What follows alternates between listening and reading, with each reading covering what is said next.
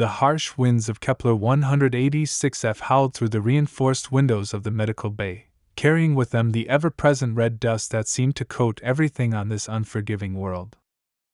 Dr. Maya Chin stared through the transparent barrier, her tired eyes reflecting the dim light of the distant red dwarf star that barely illuminated the colony's perpetual twilight. She'd been stationed here for just 3 months, but already the weight of being the only physician for over 200 colonists felt like it had aged her a decade. A sudden bang against the exterior wall made her jump, her heart racing until she recognized the familiar sound of the native crystal bark trees shedding their outer layers, a daily occurrence that still managed to startle even the veteran colonists. She smiled wryly at her own nervousness, remembering how her colleagues back on Earth had reacted when she'd accepted this posting. "You're going where?" they'd asked, their faces a mixture of horror and fascination when she'd explained about humanity's first extrasolar colony on a high-gravity world. The gentle hum of medical equipment filled the silence as she reviewed her patient logs. Thomas lay sleeping in the corner bed, his broken leg suspended in a modified traction unit that had to be specially designed to function in the crushing 1.8 environment. The mining accident that had brought him here was just another reminder of how ill-prepared Earth technology was for this world's challenges. Even something as simple as a cast had to be completely reimagined when every movement required nearly twice the normal effort. Her tablet chimed with an incoming message. "Dr. Chin, we've got a situation at the greenhouse. Need you here ASAP?" The alert was from Dr. Rodriguez, the colony's lead botanist. Maya's stomach tightened. The greenhouses were their lifeline, providing not just food but also the carefully engineered plants that helped process the colony's air supply. Any problem there could quickly become catastrophic. She grabbed her emergency kit, another piece of equipment that had required extensive modification for this world. The standard issue medical bag had literally fallen apart within her first week, the strengthened polymers unable to cope with the constant strain. Now she carried a hybrid pack made partially from the same locally sourced crystal bark fiber that the native life forms used to support their massive structures. The corridor outside was quiet, most colonists still asleep during the artificial night cycle they maintained to keep their circadian rhythms somewhat normal. Maya's footsteps echoed heavily as she made her way toward the surface exit, each step requiring conscious effort even after months of adaptation. The human body was remarkably adaptable, but evolution hadn't prepared them for constant exposure to nearly double Earth's gravity. As she approached the airlock, she caught her reflection in the polished metal surface. Dark circles under her eyes testified to the endless hours she'd been pulling, trying to keep ahead of the constant stream of injuries and ailments that plagued the colony. Their bodies weren't designed for this environment, and it showed in everything from increased joint problems to cardiovascular stress. But they were adapting, learning, evolving in their own way. The airlock cycle seemed to take forever as she suited up in the mandatory protective gear. The atmosphere outside was technically breathable, but the high concentration of metallic dust made filtering necessary. Plus, there were the spores, microscopic organisms that drifted on the constant winds and could cause severe respiratory problems if inhaled. She'd treated enough cases of red lung to know better than to take chances. Finally, the outer door slid open with a hydraulic hiss, and she stepped out into the alien twilight. The greenhouse complex loomed ahead, its reinforced dome glowing softly from the artificial lighting within. Whatever was happening in there, she knew it wouldn't be simple. Nothing on this world ever was. She'd barely made it halfway across the open ground when her radio crackled to life. "Maya, hurry!" Rodriguez's voice was tight with tension. "We've got multiple exposures. The new hybrid tomatoes, something's wrong with them. The pollen is causing reactions we've never seen before." Maya picked up her pace, ignoring the burning in her muscles as she fought against the crushing gravity.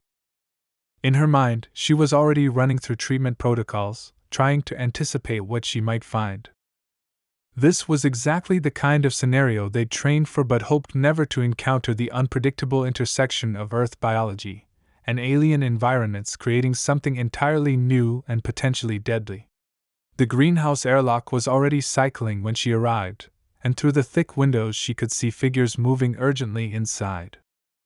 As she waited for the decontamination sequence to complete, her mind raced through possibilities. They tested these hybrid plants extensively in the lab, but something had clearly gone wrong. Was it a mutation caused by the intense radiation from the red dwarf star? An interaction with some unknown element in the soil? Or something else entirely, something they couldn't have predicted? The inner door finally opened, revealing a scene of controlled chaos. 3 colonists lay on the ground, their faces flushed and swollen, while others worked to seal off the section containing the experimental plants. Rodriguez rushed to meet her, his own face covered in an emergency breather mask. They were fine yesterday, he explained, helping her kneel beside the nearest patient. We did the routine morning pollination, and within minutes they started showing symptoms. It's like nothing in our medical database. Maya pulled out her diagnostic scanner, cursing under her breath as it struggled to calibrate in the high gravity. The readings it displayed made her blood run cold. Massive immune response, elevated neural activity, respiratory distress. But there was something else, something in the pattern of symptoms that tugged at her memory. She reached for her kit, pulling out emergency antihistamines and stabilizers, but her mind was racing ahead to bigger implications. If they couldn't control this, if they couldn't find a way to adapt their crops to this hostile world, the entire colonization project could be at risk. Everything they'd worked for, everything they'd sacrificed to get here, could be lost. And yet, as she worked to stabilize her patients, a part of her couldn't help but feel a thrill of discovery. This was why she'd come here, wasn't it? To face challenges no human doctor had ever encountered before, to learn and adapt, and find ways to help humanity survive in places we were never meant to exist. A sudden gust of wind rattled the greenhouse dome overhead, sending shadows dancing across the floor. Through the transparent panels, she could see the alien sunset painting the sky in shades of deep crimson, while the ever-present crystal bark trees swayed like dark sentinels in the distance. This world was beautiful in its own terrible way, and it had just reminded them once again that they were still visitors here, still learning its rules. As she prepared to treat the third patient, her tablet chimed again. This time it was the mining outpost, reporting another accident. Maya closed her eyes for a moment, feeling the weight of responsibility pressing down on her even harder than the crushing gravity. This was what it meant to be a doctor on a death world. There was always another crisis, always another challenge to face. But as she looked at the faces of her colleagues, saw the determination in their eyes even as they struggled with their own symptoms, she knew she wouldn't want to be anywhere else. This was the frontier of human experience, where every day brought new discoveries and new dangers. And someone had to be here to face them, to learn from them, to find ways to help humanity survive and thrive even in the most hostile environments the universe could throw at them. She took a deep breath, steeling herself for what promised to be another long day in humanity's greatest adventure. The wind howled outside, the alien world reminding them once again that they were the intruders here. But they would adapt, they would learn, they would survive. Because that's what humans do. We face the impossible, and we find a way forward. Opening her medical kit once more, Maya prepared to face whatever new challenge this death world had in store for them. The day was far from over, and somewhere in the colony, another crisis was surely brewing. But for now, she had patients who needed her, a mystery to solve, and a world to understand. Just another day in the life of an alien doctor, fighting to keep humanity alive on a world that seemed determined to kill them. The harsh reality of their situation became even clearer as Maya worked to stabilize her patients. The modified antihistamines seemed to be having some effect, but not nearly as quickly as they should. She watched the medical readouts with growing concern, noting how the patient's immune responses seemed to be evolving in real time, adapting to the treatments almost as quickly as she could administer them. "Dr. Chin!" A voice called from the greenhouse entrance. She turned to see Lee, one of the junior engineers, his face flushed from exertion. "The mining outpost, it's bad. Some kind of structural collapse in the lower tunnels. They're bringing in at least 5 injured. Maya felt her heart rate spike. She couldn't leave her current patients, but she couldn't ignore a mining accident either.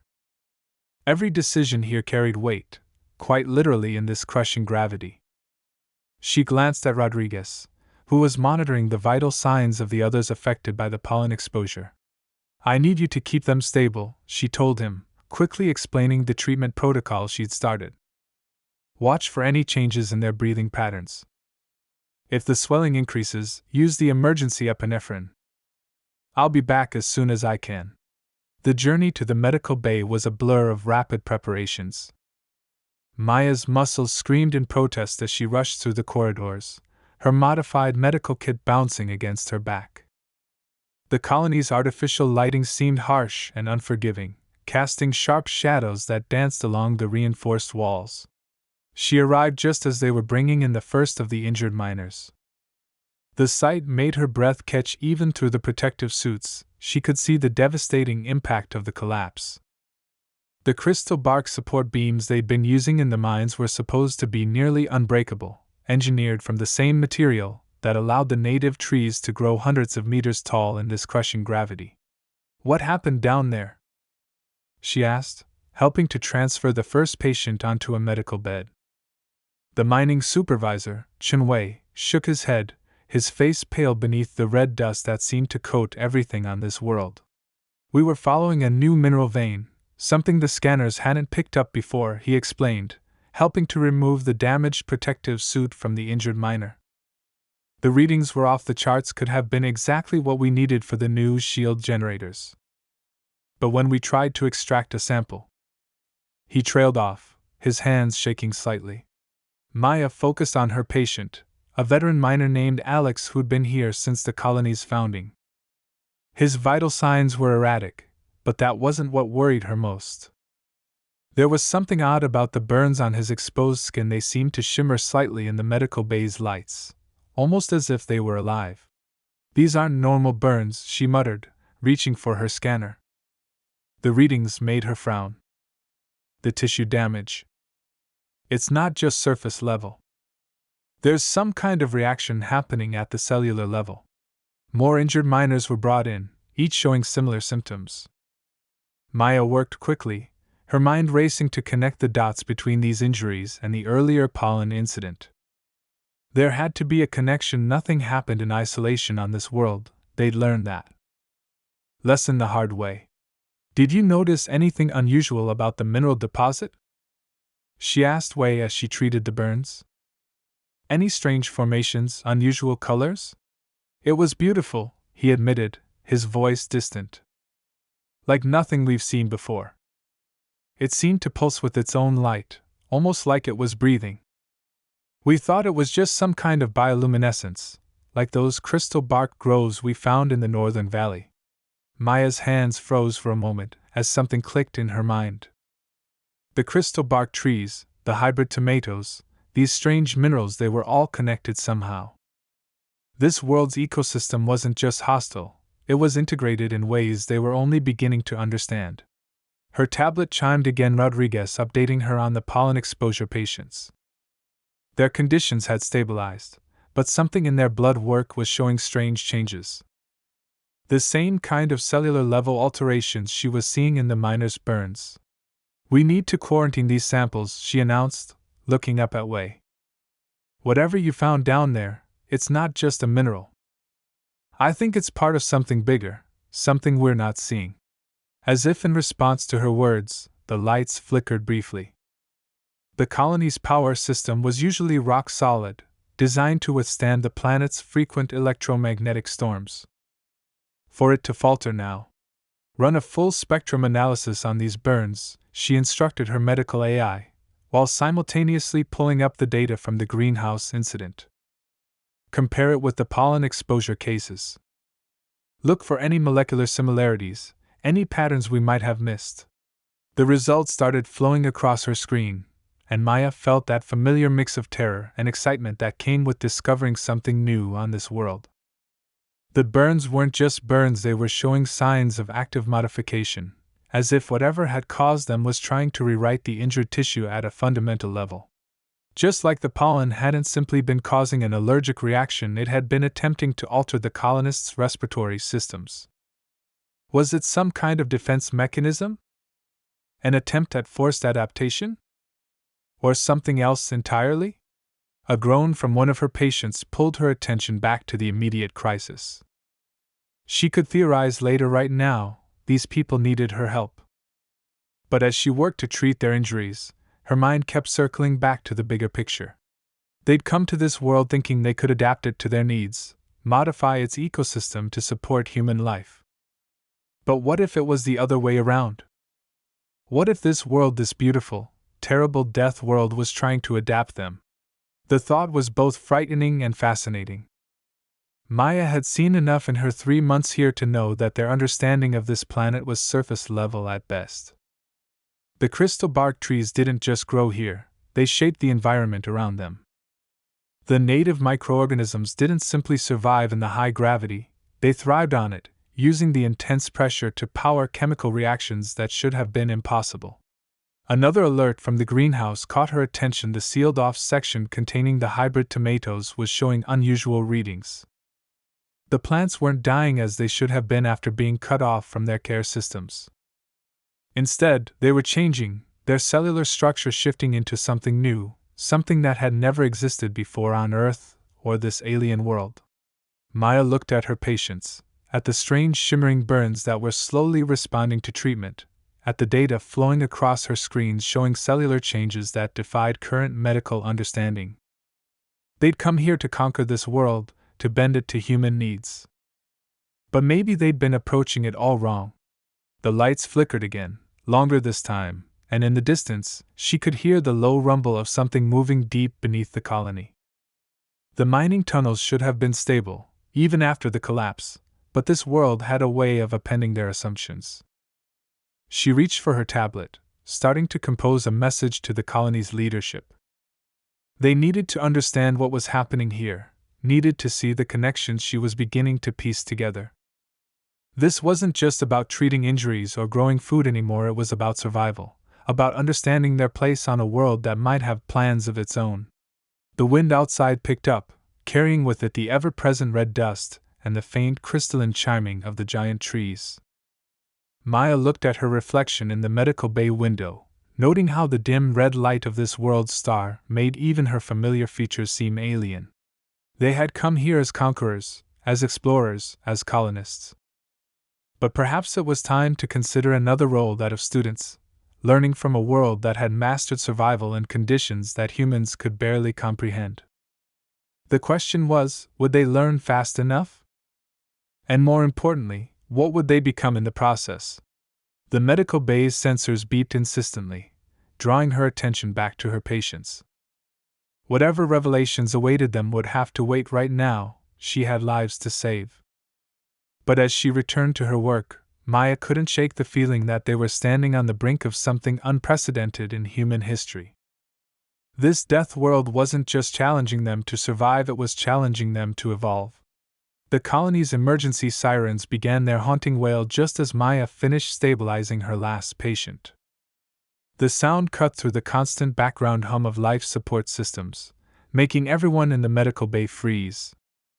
Through the reinforced windows, she could see colonists rushing toward their designated safety zones, their movements labored under the crushing gravity. All personnel, this is not a drill, the colony AI's voice echoed through the corridors. Multiple structural breaches detected in the lower levels.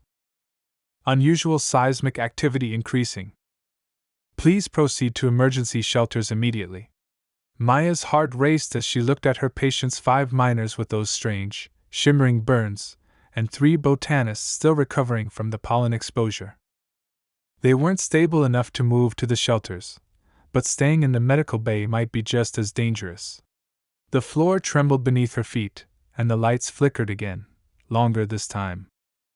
Through her tablet's connection to the colony's sensor network, she could see that the disturbances were centered around the mining site where they'd discovered that strange, pulsing mineral. But the readings didn't make sense. The energy signatures were spreading, growing, moving in patterns that seemed almost Deliberate. Dr. Chin. Rodriguez burst into the medical bay, his face streaked with sweat. The plants in the quarantine section, they're not just changing anymore. They're moving. And the crystal bark samples we collected for study? They're responding to something. All of them, even the dead specimens. Before Maya could respond, her tablet lit up with new alerts.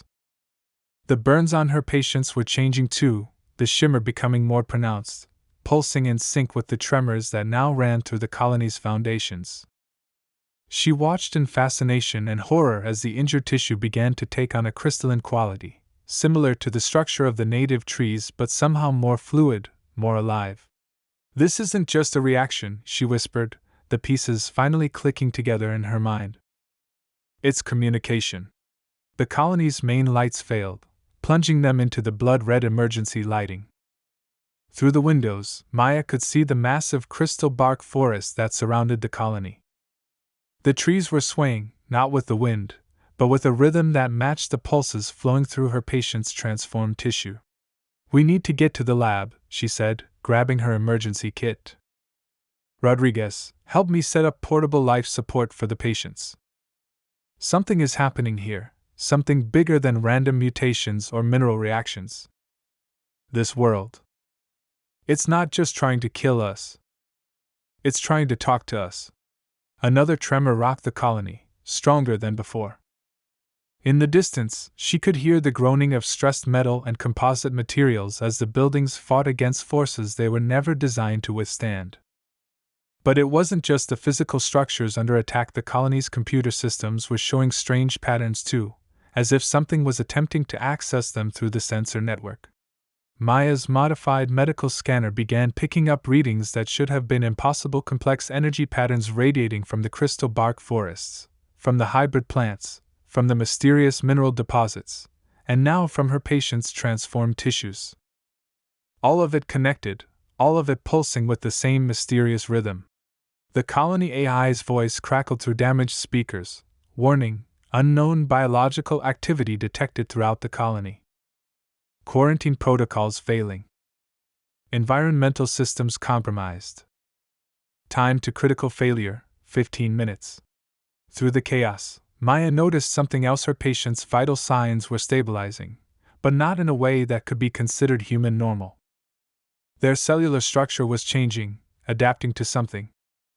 The burns weren't killing them anymore, they were transforming them. "Look at this," she called to Rodriguez, pointing to her scanner's display. "The hybrid plants, the mineral deposits, these injuries, they're all showing the same base molecular pattern. It's like they're all part of one massive organism. And now it's trying to incorporate us into its network." The ground shook again, and Maya heard the distinctive sound of crystal bark growing, a sound she'd learned to recognize during her months on this world. But it wasn't coming from outside the colony. It was coming from within the walls themselves. Through the red emergency lighting, she could see crystalline structures beginning to emerge from the colony's walls, growing with impossible speed. They weren't destroying the human-made materials, they were merging with them, transforming them just as the strange mineral had transformed her patient's tissues. "We need to make a decision," Rodriguez said, his voice tight with tension. "The evacuation ships can't land in these conditions. If we don't do something soon." Maya looked at her patients, at the crystalline growths spreading through the colony, at the readouts showing the rapid transformation of everything they'd built here. The world around them was changing, evolving, becoming something entirely new. And they were all caught in the middle of it. In the distance, she could hear the crystal bark forest singing, a high, clear note that seemed to resonate with the very atoms of her being. The choice facing them was becoming clear: fight against this transformation and likely die, or embrace it and become something humanity had never dreamed of being. The emergency lighting flickered one final time as the colony's power grid began to fail. Through the windows, Maya could see more colonists running toward the medical bay, their bodies already showing signs of the same crystalline transformation affecting her patients. The DeathWorld had made its move. Now it was humanity's turn to respond. As the transformative wave approached her position, Maya made her choice. She reached for her tablet one last time, her fingers flying over the screen as she documented everything she'd learned. Future generations would need to understand what happened here, need to know that this wasn't an ending, but a beginning. The real question was, a beginning of what? The crystalline transformation had almost reached the medical bay doors when Maya's tablet suddenly displayed an incoming transmission not from within the colony, but from deep space. The signal was like nothing she'd seen before, its pattern matching the pulses that now ran through the crystal bark trees, the hybrid plants, and her transformed patients. Dr. Chin. Wei's voice crackled through her emergency communicator. The mining sensors, they're picking up something massive moving beneath the colony. Whatever we found down there, it wasn't just a mineral deposit. It's part of something bigger, something that extends throughout the entire planet's crust. Maya's hands shook as she tried to decode the space transmission. The crystal growths had now reached the ceiling, creating intricate patterns that seemed to pulse with stored information. Her patients, far from dying, were becoming more stable by the minute, their bodies adapting to the transformation in ways that defied everything she knew about human physiology. Rodriguez, she called out, her voice steady despite her racing heart, check the greenhouse sensors. I need to know if the hybrid plants are showing any response to this signal. She turned to her tablet, her fingers flying over the surface as she cross-referenced the deep space transmission with the patterns emerging in the colony. The results made her blood run cold. The signal wasn't just similar to the patterns they were seeing, it was identical. Something out there, far beyond their solar system, was communicating with whatever force was transforming their colony. Another tremor rocked the building, but this one felt different. It wasn't the chaotic movement of tectonic activity, but rather the deliberate motion of something massive stirring beneath them. Through the windows, Maya could see the crystal bark forest moving in perfect synchronization, the massive trees swaying like conductors in some alien orchestra. It's a network, she breathed, the realization striking her like a physical blow. The entire planet, the trees, the minerals, even the dust in the air, it's all part of one interconnected system. And now, she looked at her patients, their skin shimmering with crystalline patterns, it's trying to connect with us too. The deep space signal grew stronger, and with it came a new development. The crystalline growths throughout the colony began emitting a soft, pulsing light. Maya's modified medical scanner picked up intense neural activity from her patients, their brainwaves synchronizing with the planet's rhythms. Dr. Chin, one of the miners, called out, his voice different somehow, resonating with harmonics that shouldn't have been possible from human vocal cords. We can see them now. We can see what they're trying to show us. Before Maya could respond, the colony's power grid surged back to life, but not with its usual electric hum. Instead, crystalline energy flowed through the transformed systems, more efficient and powerful than anything their human technology had been capable of.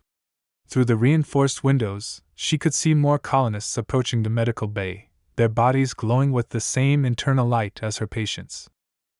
They weren't running in panic anymore, they moved with purpose, as if responding to some silent call. The signal, Rodriguez said, his voice filled with wonder as he studied the readings from the greenhouse. It's not just communication. It's instructions. This world, these crystals, they're not trying to kill us. They're trying to prepare us. Prepare us for what? Maya asked, but even as the words left her mouth, she began to understand. The deep space signal, the planetary network, the transformation of human tissue, it was all connected to something far bigger than their small colony. The ground shook again, and this time Maya could feel it in her bones, not just a physical vibration, but something else, a resonance that seemed to touch her very consciousness. Through the windows, she could see the crystal bark forest stretching toward the blood-red sky, and beyond it, stars that suddenly seemed much closer, much more relevant to their situation than ever before. Her tablet display shifted, the alien signals resolving into patterns that her transformed patients seemed to understand instinctively. They were star maps, she realized, but unlike any she'd seen before. They showed connections between solar systems, links that traditional human astronomy had never detected. There are others out there, the miner spoke again, his crystalline eyes reflecting the pulsing lights. Other worlds like this one, other networks. They've been waiting for us to be ready. Waiting for us to evolve. Maya looked down at her own hands, seeing the first shimmer of crystalline transformation beginning to spread across her skin. The DeathWorld wasn't trying to kill them, it was trying to change them, to prepare them for something far beyond their original mission of colonization. The deep space signal pulsed once more, stronger than ever, and with it came a new understanding. They weren't just fighting for survival anymore. They were standing on the brink of humanity's next great leap forward, a transformation that would redefine what it meant to be human. Through the crystal bark forest, through the transformed colony systems, through the very rocks beneath their feet, Maya could feel it, the beating heart of a living world that was far more than they had ever imagined. And now they had a choice to make, one that would determine not just their own fate, but potentially the fate of all humanity. The crystalline growth reached her tablet, transforming it into something new, something that could interface directly with the planetary network.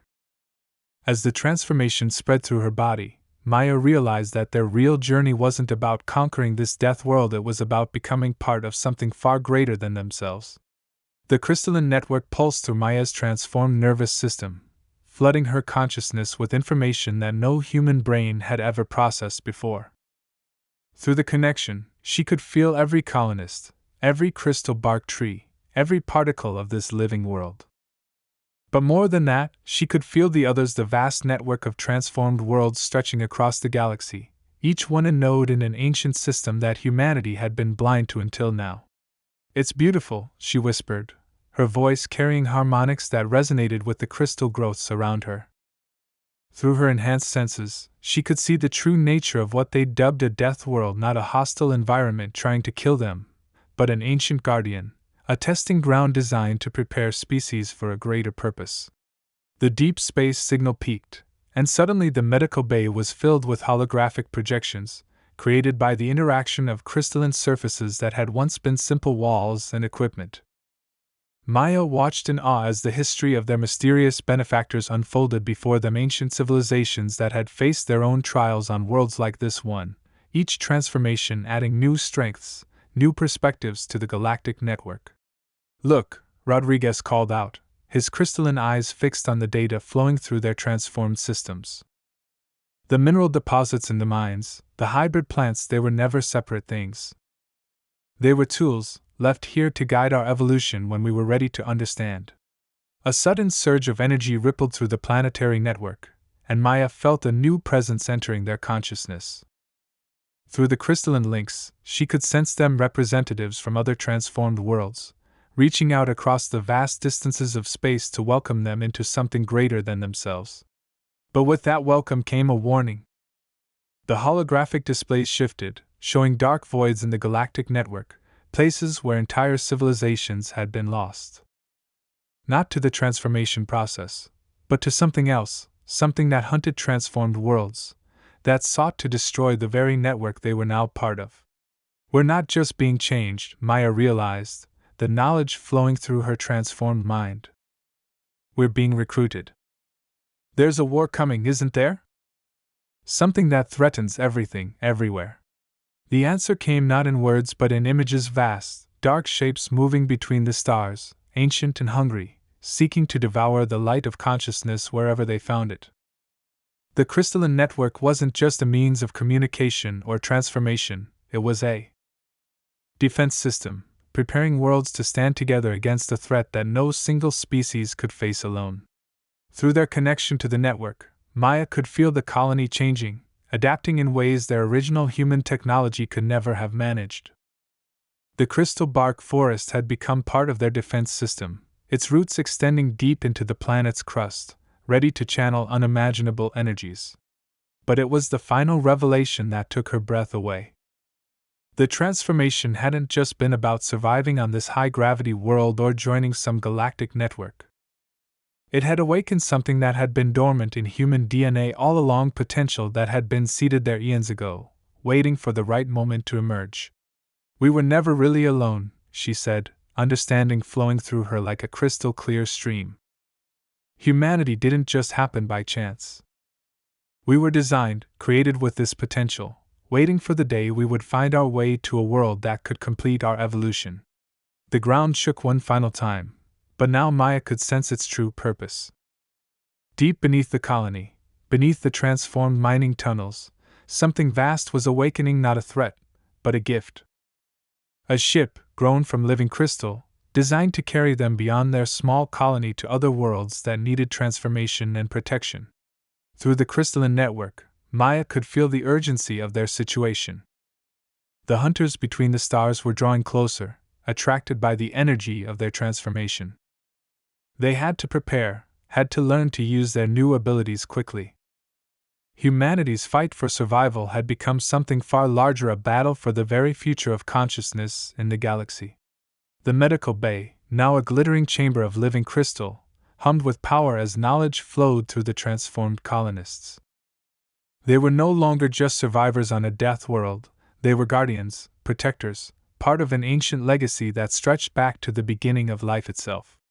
Maya looked at her transformed hands, at the crystal growths that now seemed as natural as her own skin, and made a decision.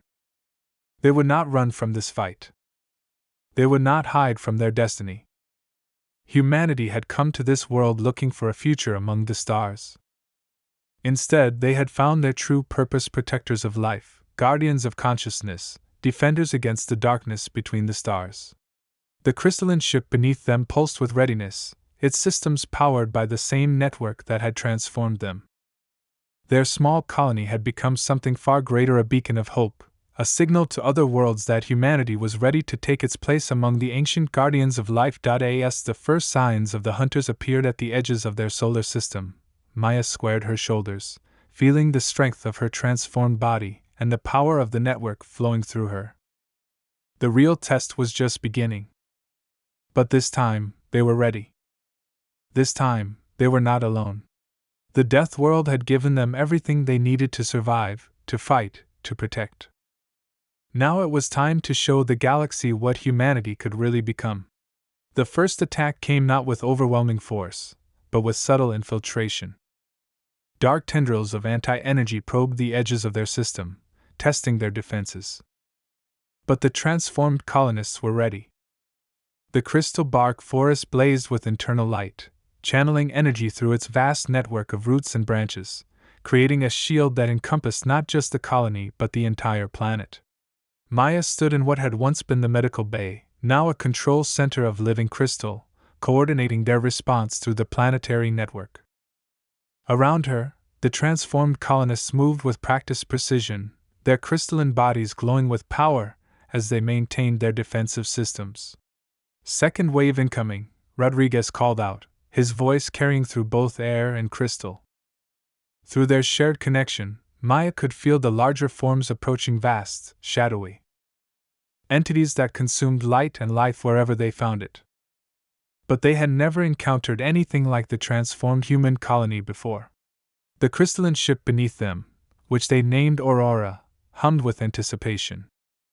Its systems, grown from the same living crystal that had transformed them, were ready for their first real test. Maya felt its consciousness merge with her own, showing her possibilities that their original human technology could never have imagined. "They're trying to disrupt the network," Wei reported from his station, where crystalline displays showed the movement of energy through their defensive grid. "But they can't break through. The pattern is too complex, too adaptive." Maya smiled, feeling the strength of their combined consciousness. The hunters had expected to find another isolated world, easy prey for their ancient hunger. Instead, they'd found humanity transformed, standing with the full power of the galactic network behind them. The Aurora rose from its underground berth, crystal spires breaking through the surface in a carefully controlled eruption. The ship wasn't just a vessel, it was a weapon, a tool, a bridge between worlds. As it emerged into the blood-red light of their star, its crystalline surface caught the light and transformed it into pure energy, feeding it back into their defensive systems. "Multiple contacts," one of the transformed miners called out. "They're surrounding the system." Through their enhanced senses, They could all feel the hunters' frustration, their growing realization that this prey would not be easily taken. Maya accessed the deeper levels of the network, drawing on the knowledge of countless transformed civilizations. The hunters were ancient, yes, but they weren't invincible. They could be fought. They could be defeated. And most importantly, they could be understood. Look at their pattern, she said, directing the others' attention through their shared consciousness. They're not just hunting. They're running from something. Something even they fear. The revelation rippled through the network. The hunters weren't the true enemy, they were symptoms of a larger problem, refugees from a dying universe seeking to consume the energy of living worlds to survive. Understanding flooded through Maya's transformed mind, bringing with it not just knowledge but compassion. We can help them, she realized. The crystal network, the transformation, it's not just about defense. It's about healing, about finding ways to coexist. Through their connection, she could feel the agreement of other transformed worlds, the collective wisdom of countless civilizations supporting her insight. The aurora pulsed with new purpose, its crystalline systems reconfiguring. Instead of attacking the hunters, it began broadcasting on frequencies they had never detected before, reaching out not with weapons but with an offer of transformation, of evolution beyond their endless hunger. At first, there was no response. The dark entities continued their approach, their ancient patterns unchanged. But then, slowly, one of them began to respond. Through the crystal network, Maya could feel its consciousness vast, alien, and filled with an age-old pain that made her transformed heart ache. Show them, she commanded, and the crystal bark forest responded. Energy flowed through the planetary network, not as a weapon but as an invitation. The transformation that had changed the human colonists could change the hunters too, could give them a new way to exist without consuming other worlds. The next hours were tense as the first hunter underwent its own transformation. The process was different from what the humans had experienced, more complex, more fundamental. But through it all, the crystal network held, supporting and guiding the change. Others followed, drawn by the success of the first. Not all of them, some retreated into the darkness between stars, too set in their ancient ways to accept change. But enough. Enough to make a difference, to show that even the oldest patterns could be broken. That evolution didn't have to mean destruction. As the transformed hunters joined their network, Maya felt the flow of new knowledge, new perspectives that would change them all. The galaxy was larger than they had imagined, filled with more wonders and possibilities than even their transformed minds could fully comprehend. The aurora settled back into its berth, its mission accomplished for now. But Maya knew this was just the beginning. Other worlds waited out there, other species on the brink of their own transformations. And now they had new allies in their mission to protect and nurture life throughout the galaxy. In what had once been the colony's main plaza, now a garden of crystal and light, Maya stood with her fellow transformed humans.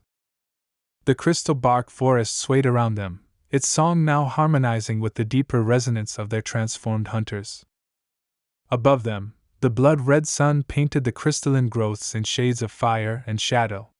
"We came here thinking we were colonists," she said, her voice carrying through both air and crystal. "We thought we were conquering a death world. Instead, we found our true purpose. Our true potential." Rodriguez nodded, his crystalline form catching the light. "And we're still doctors in a way. Not just of human bodies, but of consciousness itself. Helping life evolve, heal, transform." The network hummed with agreement, carrying their thoughts to other transformed worlds across the galaxy. They were part of something greater now, something that would continue to grow and evolve long after their original human forms would have turned to dust. Maya looked up at the stars, visible even in the daytime through her transformed eyes. Out there, countless worlds waited, countless species stood on the brink of their own transformations. The hunters they had helped would become guides, using their vast knowledge of space to help them find others in need. The death world, their world, now continued its patient spin through space. But it was no longer a harsh, unforgiving place of crushing gravity and hostile life forms. It was a crucible of transformation, a place where the next stage of evolution could unfold. In the crystal bark forest, new growth was already beginning, incorporating elements from their transformed hunter's consciousness. The network grew stronger, more complex, more beautiful with each passing moment. And through it all, their humanity remained transformed, enhanced, but still driven by the same curiosity, compassion, and courage that had brought them to this world in the first place. Maya touched the crystalline surface of what had once been her medical scanner, now a living interface with the galactic network.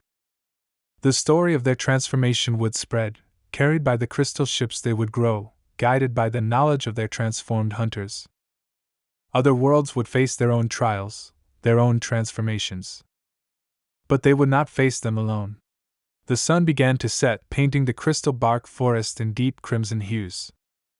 Maya felt the pulse of the network, the steady rhythm of countless transformed worlds working together to protect and nurture life throughout the galaxy. They had come to this death world seeking a future among the stars. Instead, they had found their destiny. And somewhere out there, in the vast darkness between the stars, other hunters moved, other worlds waited for transformation, and other adventures beckoned. But that was tomorrow's challenge. For now, Maya stood with her transformed family, watching their crystalline world shine in the light of their red sun, knowing that whatever came next, they would face it together. The death world had taught them well. They were ready for whatever the galaxy had in store. And as the crystal network hummed with the songs of countless transformed civilizations, Maya knew that their greatest adventures were still to come.